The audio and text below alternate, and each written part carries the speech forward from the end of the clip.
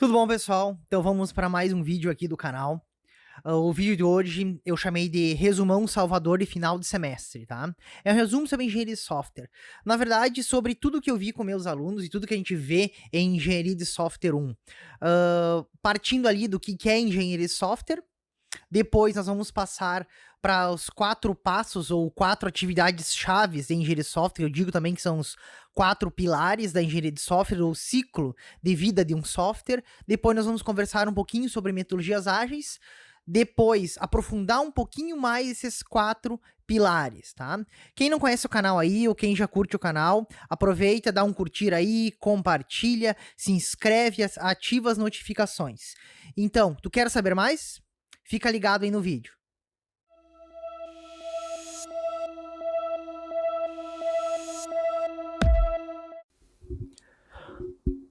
Então, pessoal, vamos aí ao nosso resumão sobre engenharia de software.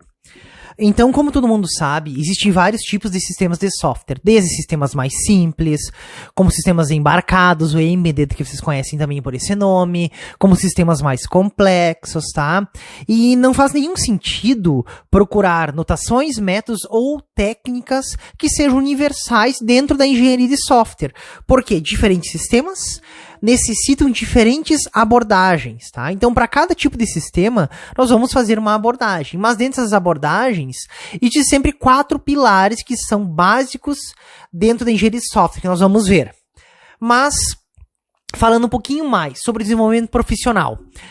A engenharia de software, ela tem como um dos seus objetivos principais apoiar o desenvolvimento profissional de software mais do que a programação individual. Então, nós temos técnicas que apoiam a especificação, o projeto, a evolução dos programas e que normalmente não são relevantes para o desenvolvimento de software pessoal, tá? E quando a gente fala em engenharia de software, não se trata apenas da programação, ou seja, do desenvolvimento do software, da implementação, mas sim de toda a documentação atrelada que nós temos, das configurações que são necessárias para rodar corretamente o nosso software, tá? Lembrando, a documentação é uma parte muito importante dentro da engenharia de software, porque um software, se ele não é especificado corretamente, ou feito o seu levantamento de requisitos corretamente, para quem está desenvolvendo, tá? Torna-se muito complicado, porque tu não sabe a ideia que o cliente quer, tá? Então, tu tem que ter um documento para poder se basear. E dentro do software, existe 2 tipos de produtos, que são os genéricos e os sobre encomenda. Tá? Então, a engenharia de software se preocupa com isso, no desenvolvimento de produtos genéricos ou sobre encomenda. E aí vem algumas perguntas frequentes que se fala sobre engenharia de software. A primeira delas, afinal, o que é software? Como a gente pode definir software? Lá, Somerville define software como programas de computadores e documentação associada. Lembrando sempre da documentação. São produtos de software que podem ser desenvolvidos para um cliente específico ou para um mercado em geral. Qual outro ponto? O que são atributos de um bom software? Então, assim, o que deve ter um bom software? Além da qualidade empregada dentro dele. Um bom software deve prover a funcionalidade e o desempenho requerido pelo usuário, tá? Além de ser confiável, fácil de manter e de usar, obviamente. Então, falamos de software, falamos da questão do que é um bom software. Agora a gente vai para o que é engenharia de software. Nada mais é do que uma disciplina de engenharia que se preocupa com todos os aspectos de produção de um software, ou seja, do início até o fim do software. E lembrando depois que ele está em uso também. E quais são as atividades principais que nós temos na engenharia de software? Que eu falei que nós vamos trabalhar nesse vídeo e vamos conversar. Que são os nossos 4 pilares: especificação, desenvolvimento, validação e evolução.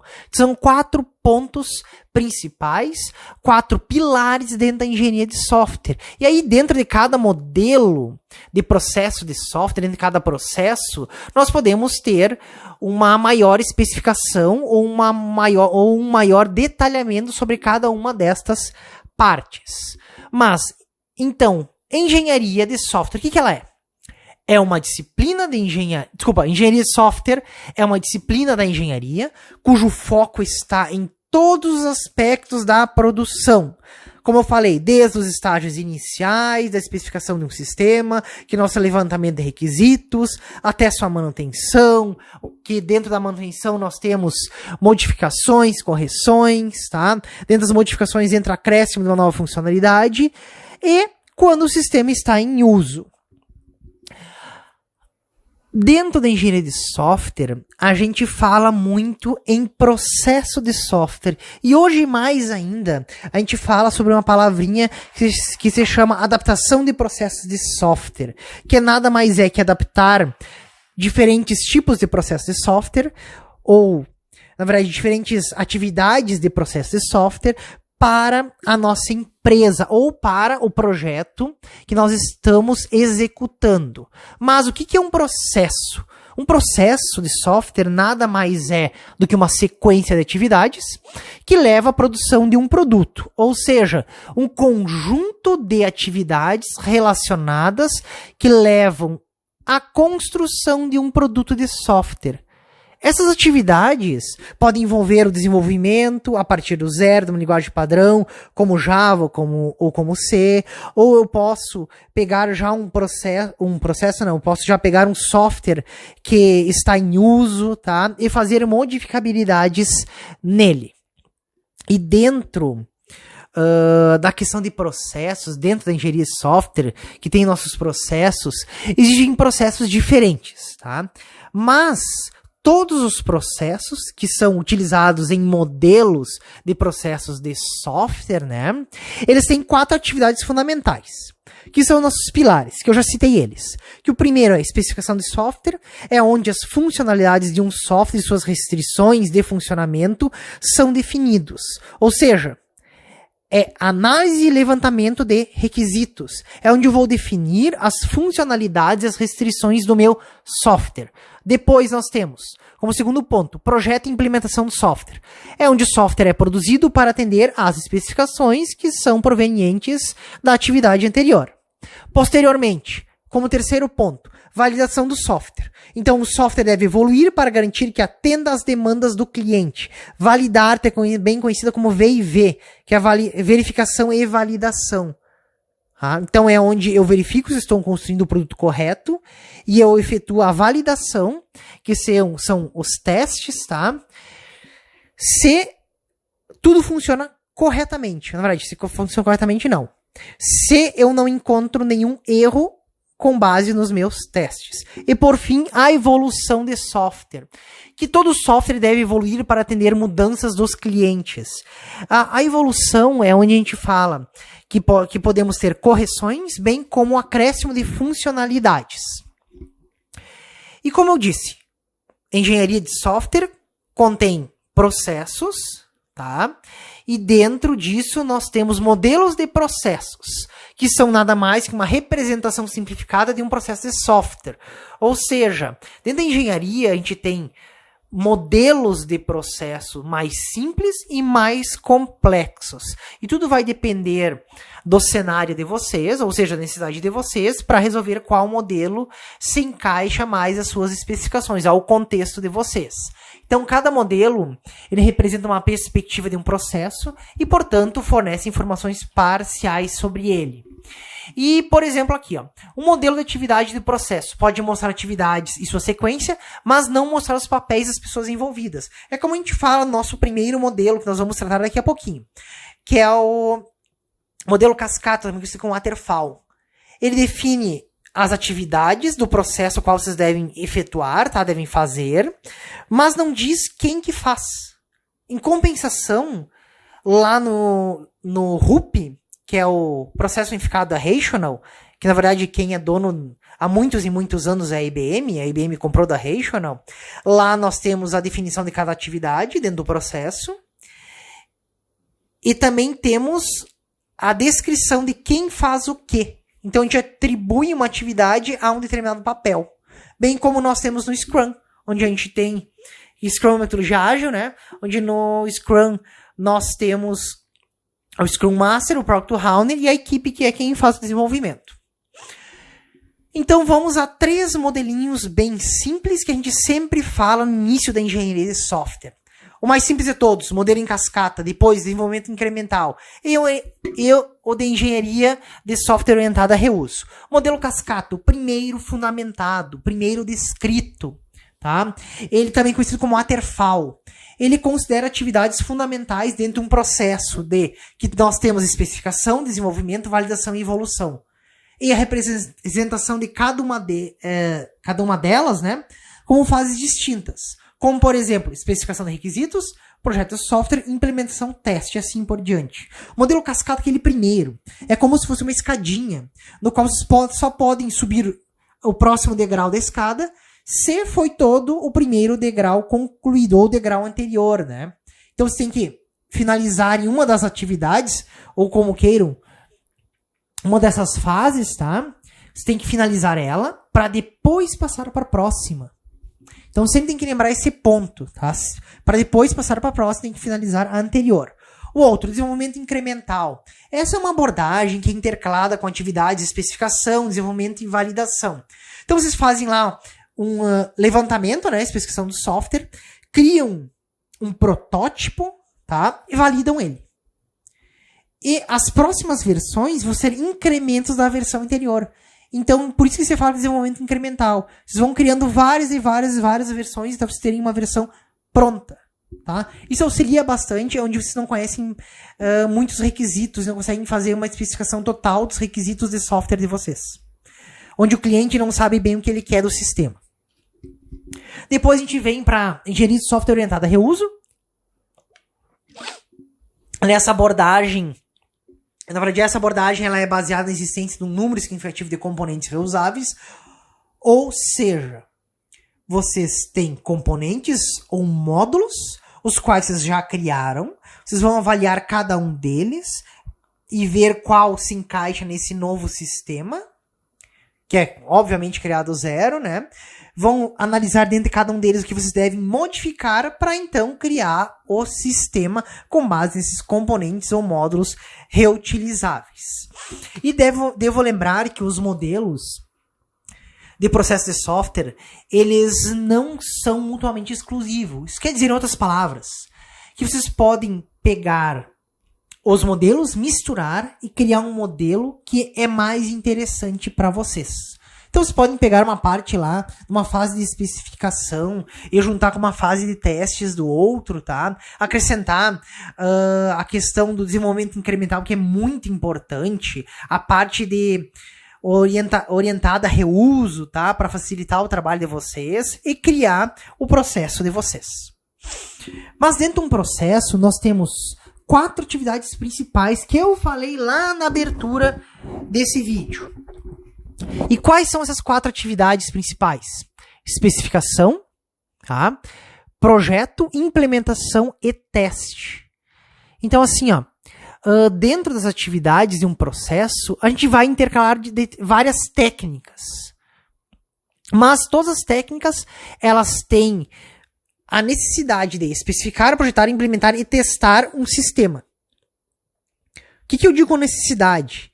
Que a gente aplica técnicas, aplica parte da colaboração, a parte do gerenciamento, tudo com o intuito de fazer o levantamento de requisitos, projetar o nosso sistema, implementar, também lembrando, desenvolver, né, ou programar e testar o nosso sistema. É sempre com esse intuito as atividades de um processo.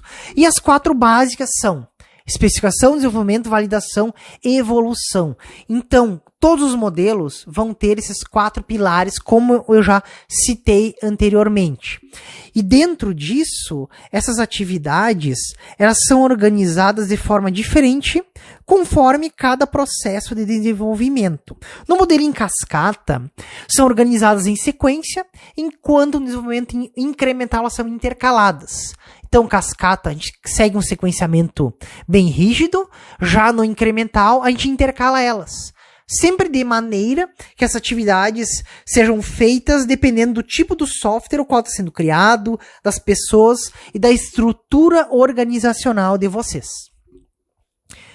E agora nós vamos falar um pouquinho mais sobre cada uma delas, tá? Especificação de software, que é a nossa primeira, que é o primeiro ponto que nós devemos fazer.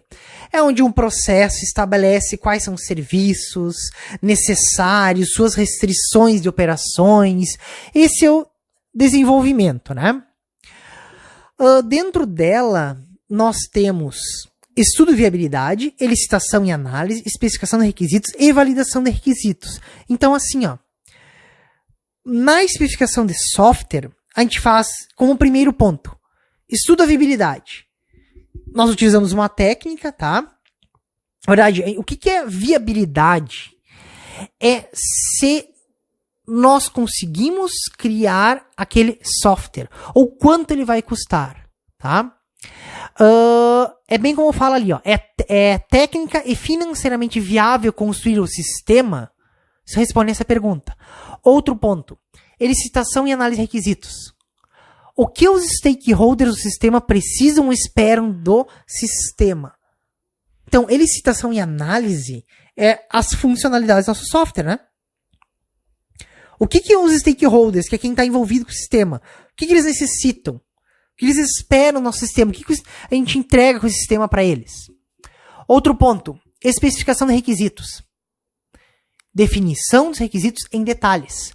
Então, na licitação, a gente pensa no que os stakeholders precisam e o que eles esperam do sistema. E aqui a gente faz um detalhamento maior sobre cada um dos requisitos, funcionais e não funcionais, tá? E por fim, a gente valida os requisitos, que é a verificação da completude de cada um destes requisitos. Como segundo ponto, é o projeto e implementação do software.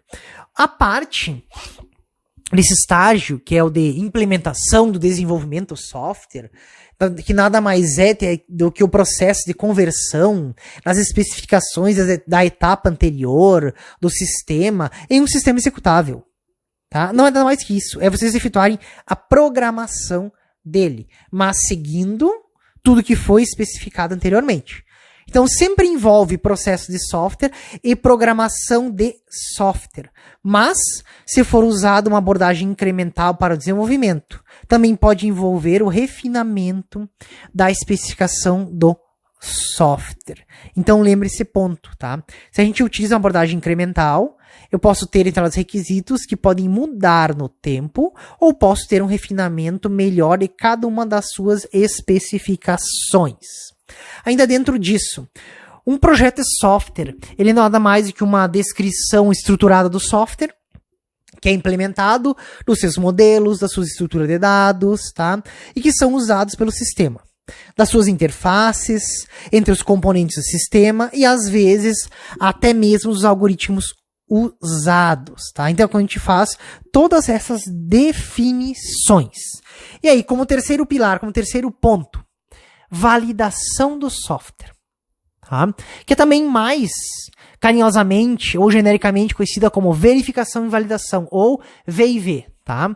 Na qual nós temos a intenção de mostrar que um software se adequa às suas especificações e ao mesmo tempo satisfaz especificações do cliente de software. Vou tomar um golinho d'água aqui, tá? Então, assim, ó, historicamente, tá? Aliás, pulei um ponto. Deixa eu voltar aqui. Tomei o gole e me perdi. Então, a validação e verificação... A verificação e validação, V&V, tá? É muito importante. Lá adiante, nesse vídeo, eu vou conversar um pouquinho mais sobre cada uma delas e algumas formas que nós podemos fazer, como caixa branca e caixa preta. Mas não sai daí, continua assistindo o vídeo. Quarto ponto, tá? E último. evolução de software, tá? Historicamente, sempre existiu uma separação entre processo de desenvolvimento e evolução de software. Então, também podemos dizer que é a manutenção do software, no qual nós podemos acrescentar novas funcionalidades ou corrigir problemas decorrentes do desenvolvimento, tá? Então, a evolução é isso, tá? É acrescentar novas funcionalidades ou efetuar a manutenção, que é a correção, né, de problemas que nós encontramos na etapa anterior, que é V e V. E ainda dentro da evolução, nós temos dois processos separados, tá? Aliás, ao contrário. Em vez de dois processos separados, é mais realista nós pensarmos na engenharia de software como um processo evolutivo, no qual um software é constantemente alterado durante seu período de vida, ou seu ciclo de vida, em resposta às mudanças de requisitos e às suas necessidades do cliente. Como eu já havia falado aqui, tá? Na parte da evolução do software. Então, evoluir nada mais é do que corrigir ou acrescentar novas funcionalidades. Mas é mais fácil enxergar ele dessa forma, tá? E efetuar constantes alterações e não deixar para fazer tudo lá no final. E aí nós vamos para um outro ponto que é muito importante dentro da engenharia de software. Estão cansados um pouco de assistir esse vídeo? Aproveitem aí, dão uma pausa, tomem uma água, que a gente vai ver algumas partes da engenharia de software, tá? Que são bem importantes e aposto que isso vai ajudar na vida de vocês, tá? Para quem for seguir para essa área ou na aula de vocês. Ponto bem importante. Lidando com mudanças, tá? Todos nós sabemos que mudanças são inevitáveis. Principalmente, mudanças ocorrem em grandes projetos de software. Mas não quer dizer que pequenos projetos não ocorram mudanças, tá? Os requisitos dos sistemas, eles mudam. Ao mesmo tempo que o negócio que adquiriu o sistema responde a pressões externas, a mudanças de prioridade de gerenciamento, tá? E, principalmente, aos nossos stakeholders, que eles inicialmente enxergam o sistema de uma forma e depois querem mudar ele. Mas como que a gente faz, tá? Então, dentro da mudança, a gente conversa muito, principalmente na aula, sobre custos do desenvolvimento de software, tá? Por quê? Mudar, entre outras palavras, significa retrabalho. Retrabalho é dinheiro gasto extra. Então, assim, ó, se tu disse pro teu cliente que o custo custava X, e agora ele pede uma nova funcionalidade, tu vai dizer para ele, olha aí. Então assim, ó, quanto isso vai custar para ti? Olha, para agregar essa nova funcionalidade, vai custar um valor X. Beleza, ok, ele deu aval, vai lá e faz. Mas lembra, custa tempo também, né? Então não custa só dinheiro, custa tempo também e muito trabalho, tá? Aqui, ó, por exemplo, se os relacionamentos entre os requisitos do sistema foram analisados e os novos requisitos foram identificados, alguma ou toda análise de requisitos deve ser repetida, tá? Então assim, ó, o teu cliente quer acrescentar a nova funcionalidade. Tá?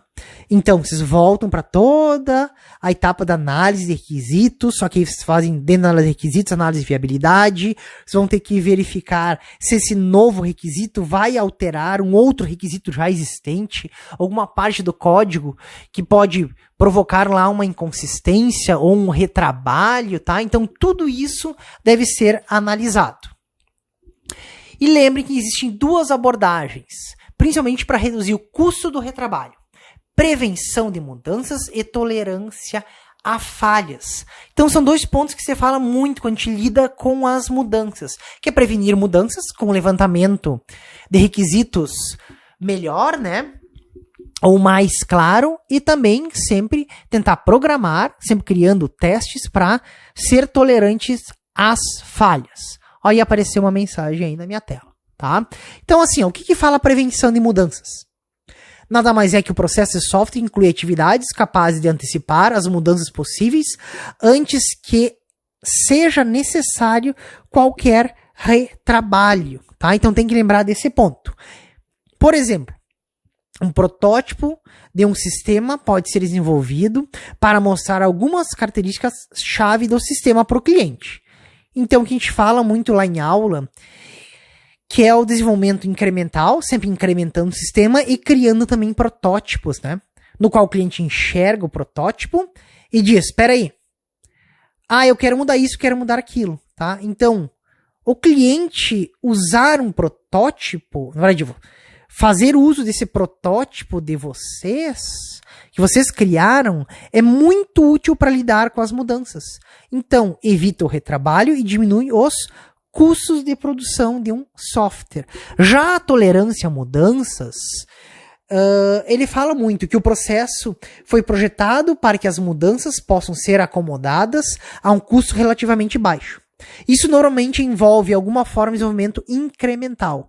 Então, como eu disse anteriormente, cria incrementos que geram protótipos, reduz o custo, né? E torna mais tolerante às mudanças. Então, as alterações que são propostas, elas podem ser aplicadas nesses pequenos incrementos, né? Que ainda não foram desenvolvidos. E se isso for impossível, então apenas um incremento é criado para uma parte do sistema, não alterando todas as partes, né? Mas apenas incorporando essa mudança. Então, para lidar com as mudanças e as mudanças dos requisitos, nós podemos ter duas formas: prototipação e entregas incrementais, tá? Que sempre lida com toda essa parte.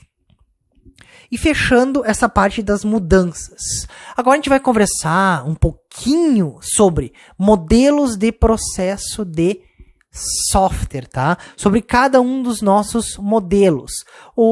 Depois do modelo que a gente já viu lá, que era o primeiro, que era o modelo em cascata, que foi o primeiro a ser utilizado, também conhecido como waterfall, a gente vem para esse modelinho daqui, ó. Que foi criado e proposto por um carinha chamado Bowen, tá? Também conhecido como modelo espiral. Ele foi proposto ali em 1988.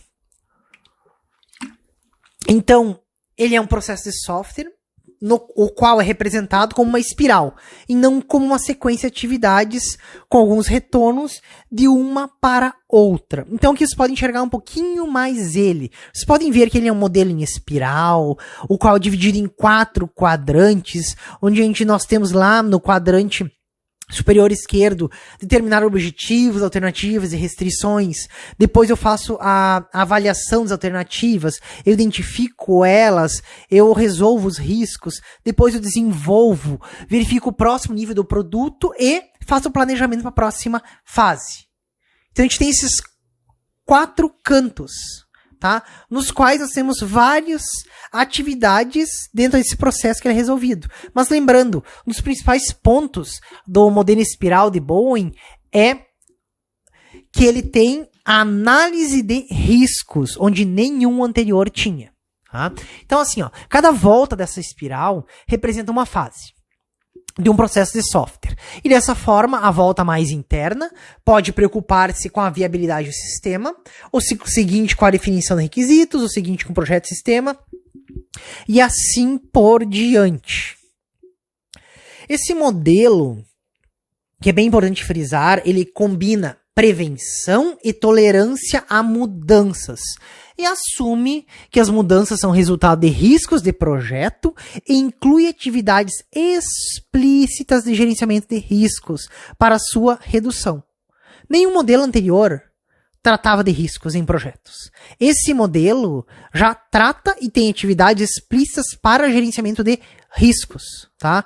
Então ele trata como prevenção, para verdade, combina prevenção e tolerância às mudanças, como riscos em projetos. E como eu disse, ele é separado e define 4 quadrantes, nos quais atividades são gerenciais ou técnicas de um projeto são executadas durante seu ciclo na espiral. No primeiro, determinação dos objetivos, alternativas e restrições. É no qual os objetivos são especificados para cada etapa, eles são identificados e cada alternativa para realizar os objetivos e restrições são encontradas. Então é o nosso, lá muito conhecido como levantamento de requisitos, tá? Então a gente faz a especificação, tá? Dessa etapa, na verdade, Falei errado, tá? Me desculpem. Levantamos requisitos, nada. A gente determina os objetivos, alternativas e restrições do sistema, tá? Posteriormente, análise das alternativas, identificação e resolução de riscos. É no qual nós identificamos os principais riscos, analisamos e buscamos os meios para reduzirem esses riscos, tá? Depois, desenvolvimento e validação da versão corrente do produto. É no qual nós temos um modelo apropriado para desenvolvimento escolhido. Então, a gente escolhe um modelo apropriado, o qual pode ser qualquer um dos modelos de ciclo de vida que nós já conversamos, tá? Posteriormente, planejamento, onde o projeto é revisto e o próximo ciclo da espiral é planejado, tá? Então, com isso a gente fecha, tá? O modelo espiral de Bowen, mas lembrando que a espiral representa o curso do projeto, onde a cada volta um novo produto é construído, ou seja, documento e requisitos, modelo de projeto e implementação. E cada volta da espiral representa uma etapa no processo de desenvolvimento do software. E ele não tem etapas fixas, como especificação ou projeto. O conteúdo de uma volta na espiral é escolhido dependendo do produto requerido pela etapa, tá? E no qual nós sempre devemos lembrar que os riscos são avaliados explicitamente e resolvidos ao longo do seu processo. E agora a gente vai pro RUP, também conhecido como Processo Unificado da Rational, tá? Na verdade, assim, ó, a Rational criou um processo unificado, ou PU, ou P, como pode ser também descrito, né? Rational Unified Process, tá? A Rational criou esse processo com fases, tá? Que é iniciação, elaboração, construção e transição, no qual nós navegamos por todas as suas disciplinas, que vai desde modelagem do negócio até ambiente. Então a Rational criou esse processo e com o passar dos anos a IBM comprou esse processo. Mas a IBM manteve o nome RUP, que era o processo unificado da Rational, tá? Ele, como eu falei, ele é um dos mais conhecidos e ele é baseado em componentes e utiliza a linguagem de modelagem unificada, a UML, que a gente fala tanto em engenharia de software, que nós temos lá nossos diagramas da UML. O primeiro diagrama de caso de uso, tá? Mas eu não vou falar mais sobre eles. Quem quer saber mais, vai aí no canal e assiste os vídeos que tem sobre cada um deles com exemplos. Então, assim, ó, o processo unificado da Rational, que é da IBM, né, que ela comprou, como eu falei, há bastante tempo, ele integra ciclos, fases, disciplinas, suavização de riscos, controle de qualidade, gerenciamento de projetos e controle de configurações. Ele faz uso das melhores práticas de desenvolvimento, que são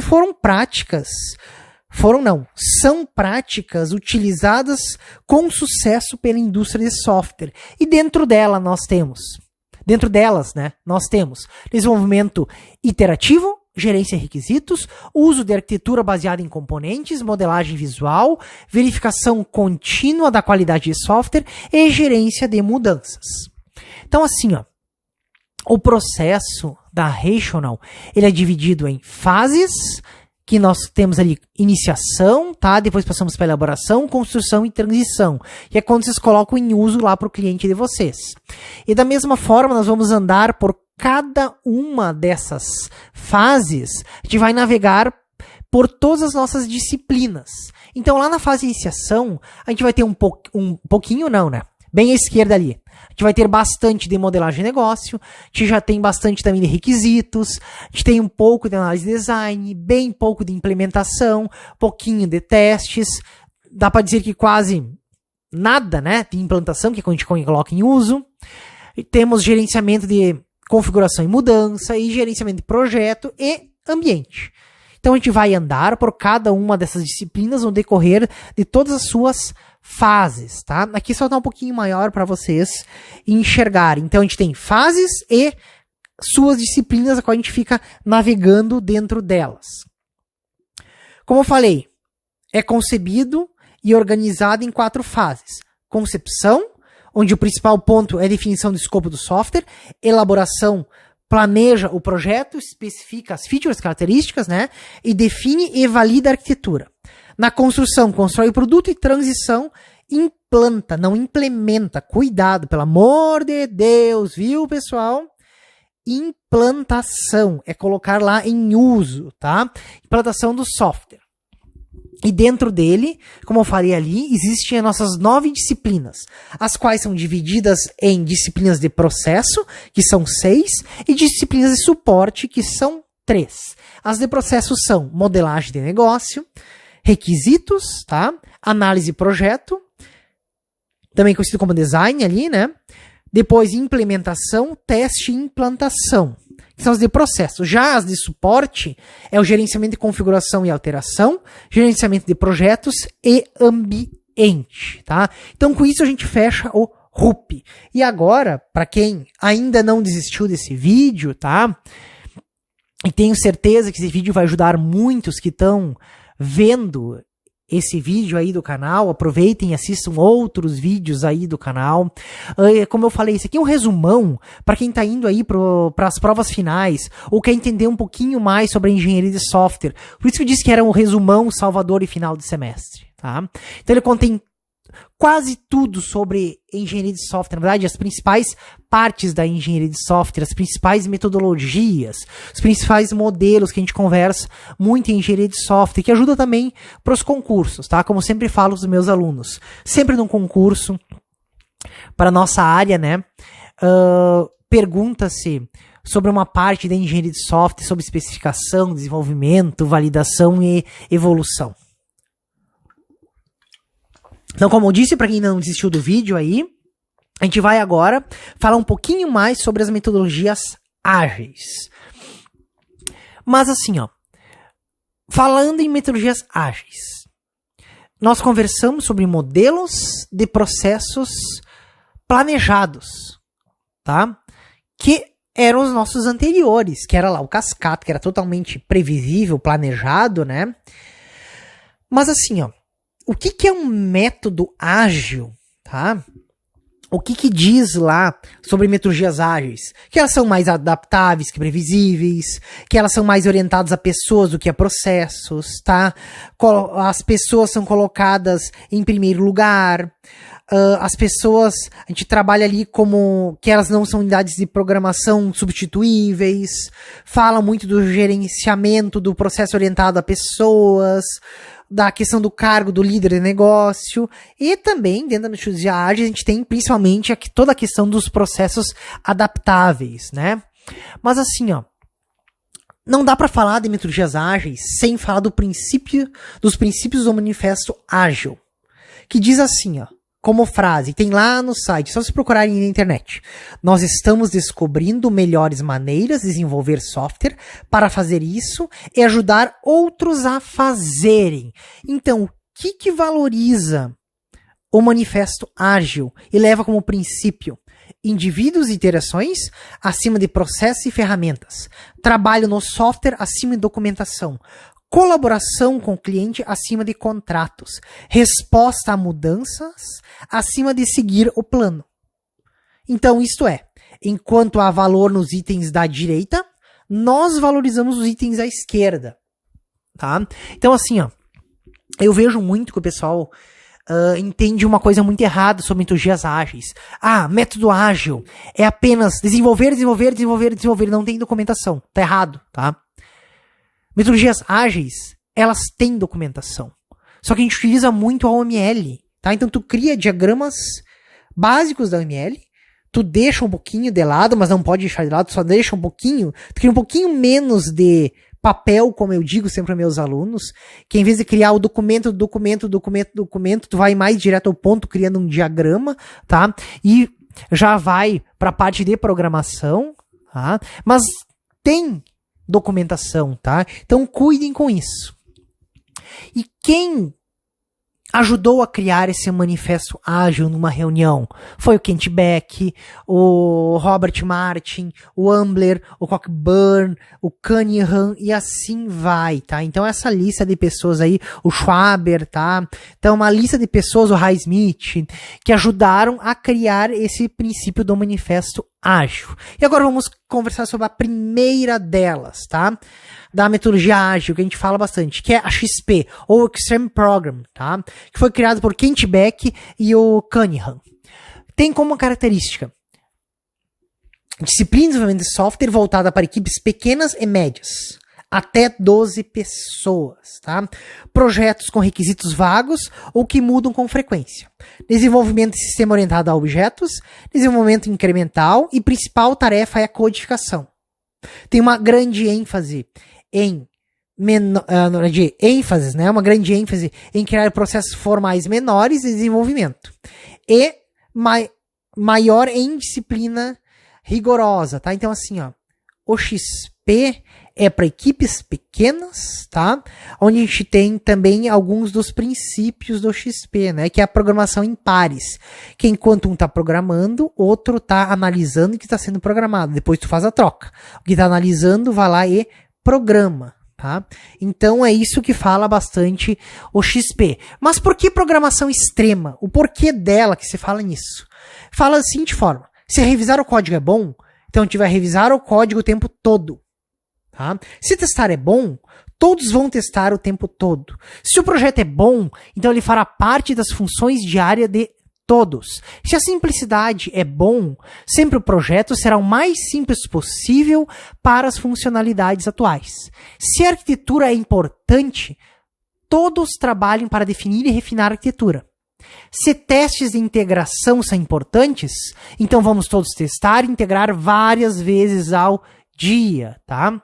Se interações curtas são boas, faremos interações muito pequenas, tá? Então, e ele apresenta como algumas das suas principais práticas de desenvolvimento.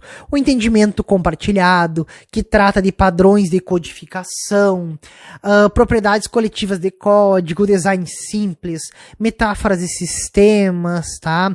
Aborda bastante o processo contínuo, que é a integração contínua, melhoramento design, lançamentos pequenos, né, que são pequenos protótipos, o bem-estar do programador, trabalhar com ritmo sustentável, o feedback de escala fina, que auxilia bastante a programação em pares, o planning game e o desenvolvimento orientado a testes, tá? E dentro disso, que é os feedbacks de escala fina, a gente fala bastante do planning game, que é um jogo de planejamento, que nada mais trata-se de uma reunião onde o cliente avalia as funcionalidades que devem ser implementadas e prioriza aquelas que farão parte do próximo release e da próxima iteração. Ou seja, é o jogo do planejamento. Como eu sempre falo para meus alunos, tu vai criar histórias do usuário, as quais vão ser definidas pelo cliente ou pela equipe do cliente, tá? E faz parte dos stakeholders, tá? Essas histórias, se elas são grandes demais, devem ser divididas, tá? Sempre para histórias pequenas, tá? Ou seja, dividir para conquistar. Então tu cria sempre histórias menores possíveis para poderem ser realizadas o mais rapidamente. E ainda dentro do jogo do planejamento, o software ele é planejado pela equipe do cliente e pela equipe de desenvolvimento, onde a equipe do cliente decide o escopo e a prioridade do próximo release. E a equipe técnica determina a complexidade das suas funcionalidades idealizadas para o sistema e faz as suas estimativas de custo. E aqui dentro tem algumas regrinhas básicas ali, ó.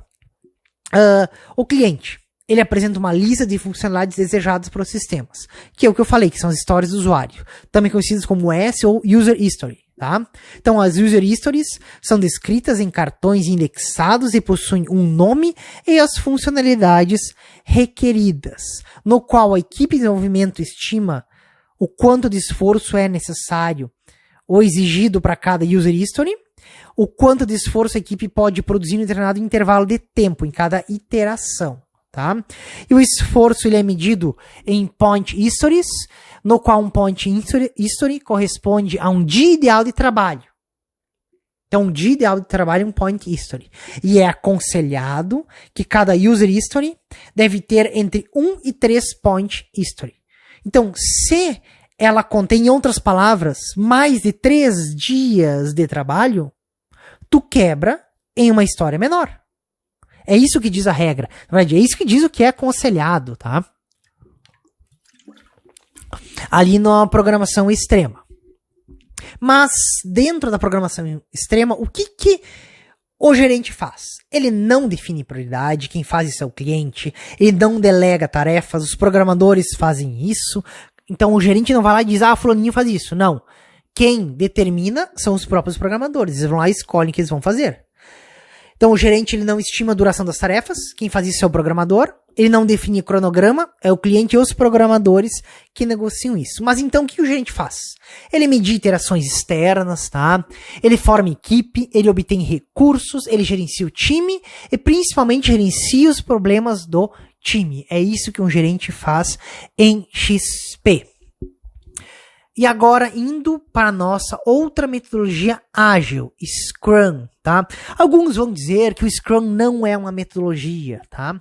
Mas assim, pessoal, Somerville é um dos que define Scrum como uma metodologia. Na verdade, uma metodologia o qual contém um framework, tá? Eu escuto muito no canal ali comentários dizendo, tu falou errado, que Scrum não é uma metodologia, Scrum é um framework. Pessoal, Scrum é uma metodologia, tá? O qual faz uso de um framework, ou seja, de um esqueleto que auxilia no gerenciamento de projetos. Isso é o Scrum, tá? Então, ele nada mais é uma metodologia que faz uso de um framework para auxiliar no gerenciamento de projetos. Então, dentro do Scrum, nós temos o primeiro ponto, que são os times do Scrum, os quais são autogerenciáveis, interdisciplinares, trabalham em interações, e nós temos papéis, como o Scrum Master, Product Owner e o time, no qual o Scrum Master ele garante o sucesso. Product Owner aumenta o valor do trabalho. Quem é o Product Owner? É o cliente de vocês. Tá? É o nosso stakeholder lá. E o time são os desenvolvedores, né, com todas as habilidades necessárias. Outro ponto importante, as time boxes, que são eventos, tá, que têm uma determinada regularidade. Que nós temos ali o planejamento da versão para entrega. Tá? Lembrando como a time box, a sprint, que ela é de 1 a 4 semanas, é vocês que vão definir, mas o mais aconselhável sempre é utilizar sprints de 15 dias. Outro evento dentro da time boxes são a reunião diária, na qual é feita uma reunião diária em pé, rápida, é aconselhado no máximo 15 minutos essa reunião, tá? Então assim, jogo rápido, o que tá dando certo, tá dando errado, minhas dificuldades, tá? Tudo para otimizar o trabalho e conversar um pouquinho sobre o que aconteceu no dia anterior. Outra, reuniões de revisão da sprint e planejamento da sprint, o qual são utilizados para verificar o progresso em direção às metas da versão para entrega e também para fazer adaptações que otimizem o valor da próxima sprint. E outro também, não menos importante, né, a retrospectiva da sprint. Então, a cada sprint, que vai de 1 a 4 semanas, tu faz uma retrospectiva, no qual tu revisa o que aconteceu na sprint passada, define adaptações para tornar mais produtiva e recompensadora a próxima sprint. E como último ponto dentro do Scrum, nós temos os seus artefatos. Que o primeiro deles é o backlog do produto, tá? Depois o backlog da sprint, o burn down da versão para entrega e o burn down da sprint. Pessoal, assim, o que é o backlog do produto? Nada mais é que uma lista priorizada, tá, de tudo que o produto necessita, ou seja, de todas as atividades que vocês vão fazer para criar aquele produto. Dessa lista, tu cria o backlog da sprint, que é uma lista selecionada, tá, do que vai ser feito naquela sprint de 1 a 4 semanas. E para fazer o controle desse backlog do produto e o backlog da sprint, nós temos o burn down, né, da versão para entrega, que nada mais é do que um gráfico no qual nós vamos decrementando todas as atividades que nós tínhamos para fazer, a gente vai decrementando diariamente elas. tá? E o burn down da sprint é o mesmo caso. Só que para controlar agora a sprint. Então é um gráfico no qual vocês vão decrementando os itens do backlog da sprint. Tu coloca lá como inicial tempo 0, né? E o número máximo que tu tinha de atividades ou tarefas como queiram selecionadas e vai decrementando diariamente essas tarefas, tá? E aqui tá, deixa eu passar pro próximo que eu tenho ali grande. Aqui tá uma imagem a qual define o geralzão do que é o Scrum. Lá do lado esquerdo, nós temos o backlog do produto, tá? Então assim, ó, nós temos o Product Owner, que é quem vai dar as entradas, nossos stakeholders, executivos, tá? Clientes, usuários, que ajudam a criar essa lista de tarefas que vão ser feitas, né, para gerar um produto. Então, é o backlog do produto, a lista completa, priorizada. Depois, a gente tem o Sprint Planning Meeting, né, que é a reunião de planejamento da sprint, na qual são selecionadas algumas dessas tarefas para serem realizadas nessa sprint, que vai de 1 a 4 semanas, na qual nós temos reuniões diárias. Depois, nós vamos ter, a cada 1 a 4 semanas, um incremento no produto até que o produto final é gerado. E dentro da sprint, nós temos o burn down da sprint, né? Perdão, o burn down do produto, tá? E o burn down da sprint, tá? Então, assim, ó, aliás, falei errado. Dentro da sprint, esse é o burn down da sprint, é o decréscimo das tarefas para esse sprint. E, no geral, o burn down do produto, que é para a gente fazer esse acompanhamento de quanto % nós já realizamos, tá? E dentro disso tem aquelas reuniões, né? O review da sprint e de retrospectiva. E assim, pessoal, Scrum, eu vejo muito assim, ó, que a gente sempre tenta pensar no Scrum como software, tá? Mas Scrum é uma metodologia ágil, a qual contém um framework que auxilia no gerenciamento de projetos. Vocês podem trazer projetos de outras áreas aqui para dentro.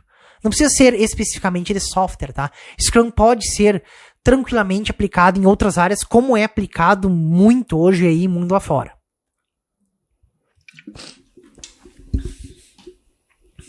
Então ali, ó. Artefatos, tá? Só lembrando do Scrum. Backlog do produto, backlog da sprint, burn down da versão para entrega e burn down da sprint. E para quem é guerreiro, ficou aí até o final desse vídeo, tá? A gente vai só aprofundar um pouquinho mais aqueles nossos 4 pilares. Então, dá um pause aí no vídeo, vai lá, toma água, vai no banheiro e não desiste do vídeo e continua escutando aí. Quem não deu ainda um curtir, vai dar um curtir, se inscreve no canal, tá? Tiver alguma dúvida, escreve aí. Tem outras dúvidas, lembrando que essas partes todas que eu falei, tem vídeos individuais aí no canal, tá? Um pouquinho mais aprofundado cada um deles sobre alguma das partes. Se eu não me engano, acho que a parte de requisitos ainda não tem, mas futuramente eu vou colocar, tá? Então, quem já voltou aí da pausa, tá? Foi no banheiro, a gente continua aqui firme e forte, tá? Então vamos lá. Um pouquinho mais sobre nossos 4 pilares. Lembrando eles: especificação, desenvolvimento, validação e evolução. Dentro do nosso primeiro pilar, né, que é a especificação, nós temos a engenharia de requisitos, que trata o primeiro ponto, estudo de viabilidade, no qual tu gera um relatório de viabilidade, depois tu vai para a licitação de requisitos e análise, a qual ajuda a gerar os modelos do sistema, depois tu especifica requisitos, no qual tu cria os requisitos do usuário e do sistema, valida os requisitos e por final tu tem o documento de requisitos, tá? Então a gente vê cada um desses pontos. Mas o final, o que é um requisito? Requisito tanto pode ser uma declaração abstrata de alto nível de um serviço, como a restrição de um sistema. E também quando uma especificação funcional matemática detalhada. Mas aí existem 3 tipos principais: requisitos funcionais, não funcionais e de domínio. Isso eu falo muito em aula, brigo de vez em quando com meus alunos, xingo lá e falo: pessoal, o que é um requisito funcional? O que é um requisito não funcional? O que é um requisito de domínio? Então, para eles, lembrando aí, ó, requisito funcional. Exemplo: O usuário pode pesquisar todo um subconjunto do banco de dados, tá? Então lembra, requisito funcional, uma funcionalidade que tem no sistema. Pode ser geração do relatório, pode ser um filtro, tá? Pode ser um cadastramento. Isso é uma funcionalidade. Então isso é um requisito funcional. Outro ali exemplo, sistema deve oferecer visualizadores apropriados para o usuário ler documentos armazenados, tá?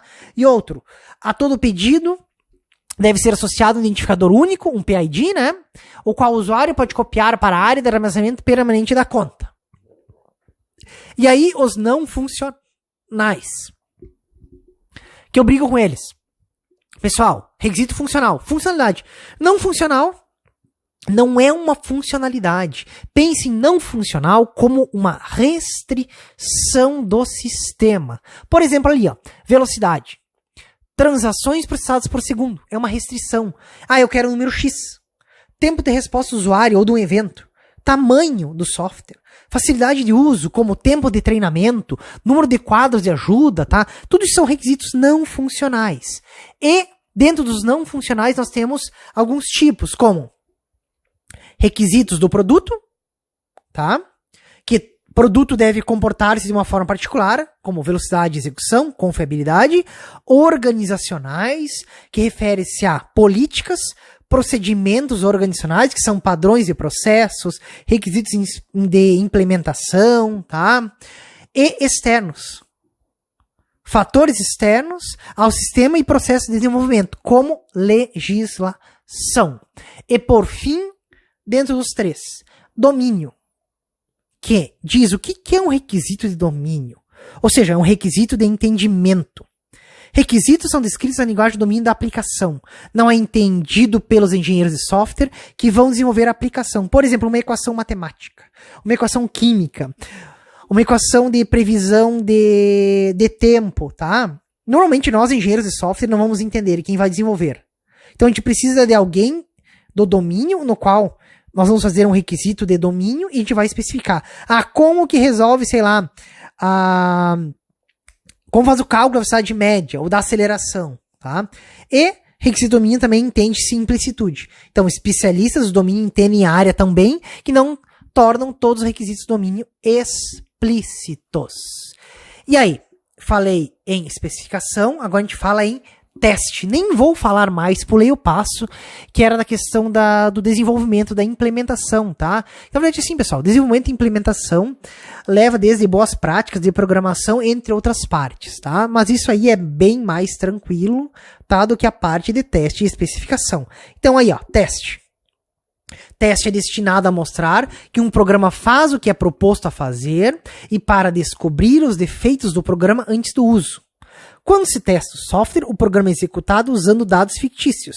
E os resultados do teste são avaliados à procura de erros, anomalias ou informações sobre os atributos não funcionais do programa. E a gente leva para 3 pontos: validação, verificação e teste. O que é validar? É assegurar que o produto final corresponde aos requisitos do usuário. Ou seja, faça uma pergunta: estamos construindo o produto certo? Para aqueles requisitos que nós definimos? Verificação. Assegurar consistência, completitude, né, e corretitude do produto em cada fase e entre fases consecutivas do ciclo de vida. Em outras palavras, estamos construindo corretamente o produto? Tá? E por fim, teste, que faz o exame do comportamento do produto por meio de sua execução. E dentro dos testes nós temos teste de unidade, teste de integração, validação e sistema. Tá? Teste de unidade, tu faz uma parte lá da unidade que tu está desenvolvendo. Integração, quando tu faz a integração ao que já está desenvolvido. Validação, quando tu valida toda essa parte que foi feita. E de sistema do geral. Tá? E dentro disso nós temos os tipos de teste. Os mais comuns, caixa preta e caixa branca. Caixa preta, ele é baseado na especificação, tá? No qual o testador não conhece o módulo por dentro, mas apenas sua interface. O módulo é opaco, tá? Também conhecido como Data Driven, ou seja, dirigido a dados. Tu tem um conjunto de dados de entrada e vai gerar um conjunto de dados de saída. tu não sabe como que é a lógica interna dele. Esse é bastante utilizado, tá? Mas ele é muito simples, que não sabe como que funciona internamente. Por isso que nós temos o teste de caixa branca, que ele é totalmente baseado na lógica interna, no qual o testador conhece o módulo por dentro, que a gente diz que o módulo é transparente, também conhecido como Logic Driven. Então, dentro do caixa branca, existem várias técnicas lá. A gente pode gerar os grafos, tá? Fazer o caminho básico, tá? Tudo para ver a parte lógica e testar cada uma das suas partes lógicas, tá? E por fim, dentro dos nossos 4 pilares, evolução.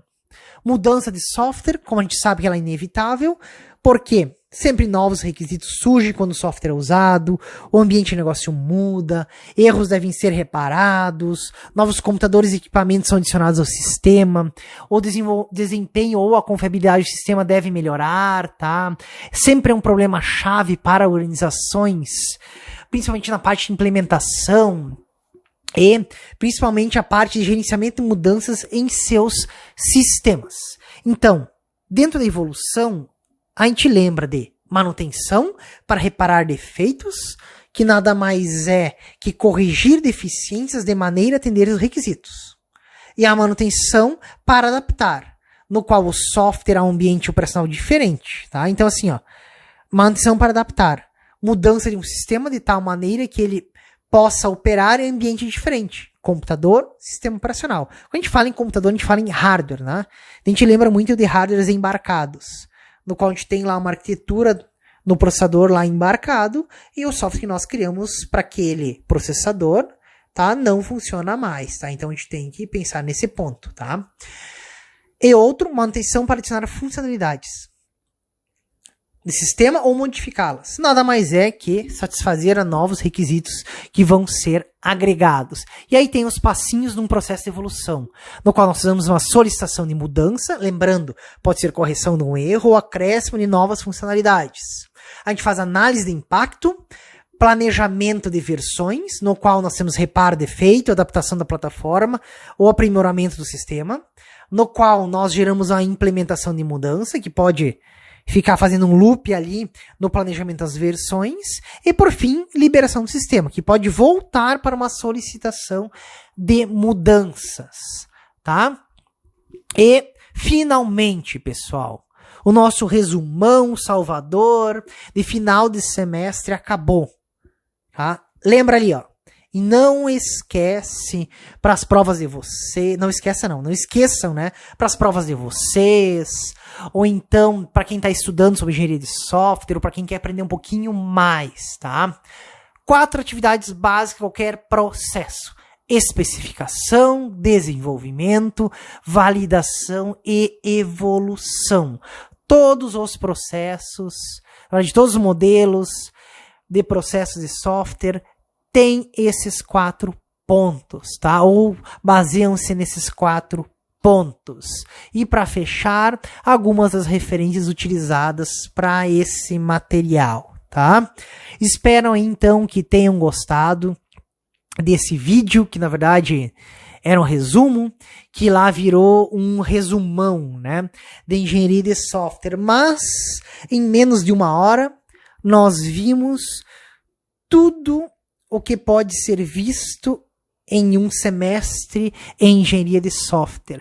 Então, são os principais pontos que vocês não podem esquecer dentro da engenharia de software, e vai auxiliar vocês para concursos, como eu falei, para prova e tudo mais. E quem ainda não curtiu, aproveitando aí, curte aí o canal, compartilha, se inscreve, tá? Ativa as notificações, tá? E aproveite o restante dos materiais se tu quer saber mais, né?